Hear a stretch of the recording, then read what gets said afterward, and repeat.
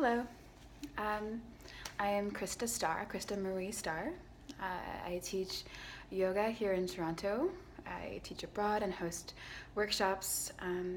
A lot of my work, or at least a big portion of my work, is in what we would call like the public sphere of life, where you can drop in and take one of my classes, or come to one of my workshops, or sign up for a retreat, and that's great and wonderful. And I really love doing that work. It's so meaningful to me. I think that one half of my life's mission is to help create an army of superheroes, which if you've been into many of my classes recently or come to any of the retreats or the workshops, it's like you know that about me. I'm determined that the world's super fucked up right now. We're in the shit. And I think that you're here for a reason, and that we are called to step into life in a really significant way. I really believe that. And in my work, I try to help people figure that out. And sometimes it's just being able to breathe and move and be in their bodies, or answering hard questions, or facing difficult parts of themselves. Sometimes it's stepping into your power and your strength, and all of that entails. So the public sphere of my work. And then I also have the private sphere. It's in astrology called 12th house work.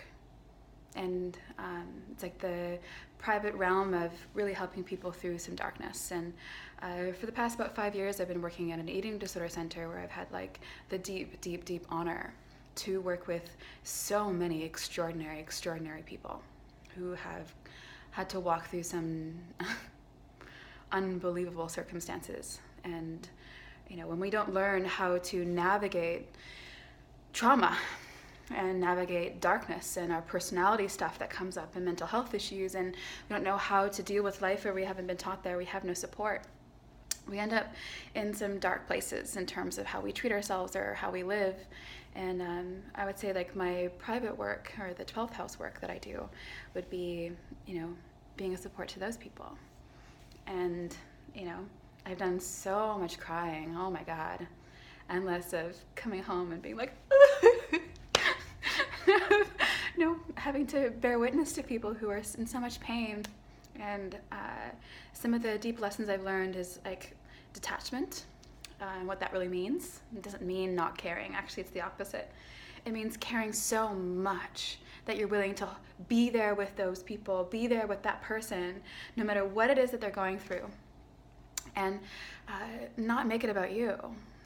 It's not my pain, it's not my stuff, it's them, and I get to be there for them in that. And that's whoa, what an honor. What some hard lessons trying to get there. But the other day I had a really great day, in that every single client that I work with, I was able to see very tangibly the impact that I was able to make with them in their lives. Everyone from people feeling a bit more confident, or that moment of whoa, I never thought of that before, or well, that's really meaningful to me, or people I've been working with for a while and seeing the growth that they've been able to go through. It's significant. But it's not always like that. They're not at all. Because healing doesn't happen in a linear trajectory. Growth doesn't happen in nice, easy layers upon layers. And when you're called to do the work of really helping people through darkness, it means that having to have even more detachment, in that knowing that people are on their journey. And there's been many times where you see people who are really sick and really hurting, and they walk away, and they're not ready for it. And you want to I'm mama bear who just wants to take you in my arms and just hold you and make sure that you're okay. If I could, I just have my magic wand and take all of your pain away. But it's another lesson for those of you who work in healing or teaching, because you can't do it for them. You got to let them walk through it. Well, so hard to watch that. Whew. But yeah, watching people walk away because it's not their time, it's not ready, and still just being any little sip of love or understanding or compassion or any sort of like prayer that you could have given them, any moment of relief, any moment where they're in their body, even though it was painful for just a fucking second, and just know that that work did its purpose, and then let go and let them go on their journey. Let them go do what they need to do, and maybe it's this lifetime, maybe it's next lifetime, maybe it's next year, maybe it's next month, but you need to just like let go and let that work go. Again, really hard. Detachment, such an important lesson for doing this work. But the reason why I'm making this video is not to necessarily just go on and on about what it is that I do and how hard it is sometimes, but also how meaningful it is. But I also just wanted to really, like, for those of you who are out there and you're not ready, or for those of you who are ready, or for those of you who are doing that 12th house work and are stepping into your role as a teacher, as a healer, as a mentor to people who are walking through pain, I just want to salute you. I just want to say hi. I just want to say that you are seen. And I have the deep privilege, and I know that it is a privilege, that I'm able to walk both of these things where I know I am a public figure. I have people who will watch this video.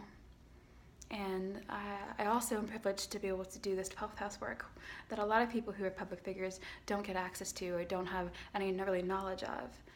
And so I'm going to use my privilege in this moment to say, for those of you who are out there, behind the scenes, I fucking love you. Thank you for doing your work. And I know it makes a difference. And now I'm gonna get emotional. I'm a Cancer. Emotional. Okay, bye.